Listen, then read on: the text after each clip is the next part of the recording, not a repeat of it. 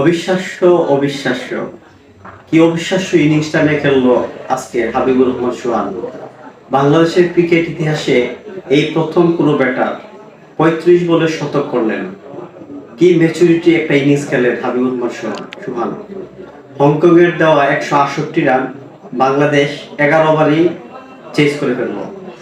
কি অদ্ভুত অনুভূতি। বাংলাদেশ যেন আজকে সেই টপ নচ ক্রিকেটটাই খেললো। হাবিবুর রহমান সোহান এক কথায় অসাধারণ।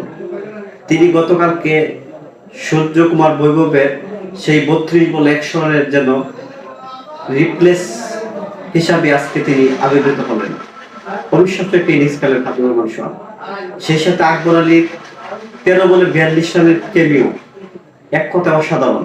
এই আকবর আলী ছেলেটা আন্ডার-19 ওয়ার্ল্ড কাপ জেতার পর থেকে নিয়মিতই পারফর্ম করতেছে, কিন্তু জাতীয় দলের নির্বাচকরা তাকে কখনোই জাতীয় দল ডাকে নাই। অথচ সে একটা ক্যাপাবল প্লেয়ার। সে প্রতিটি টুর্নামেন্টই ভালো খেলতেছে এবং সে তার ফিনিশিংটা আজকে দেখুন কি ফিনিশিংটা সে করলো।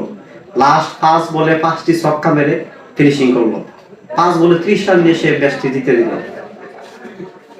বাংলাদেশ এই মুহূর্তে জয়ের দ্বারা অব্যাহত থাকুক, এই শুভকামনা থাকলো। ধন্যবাদ।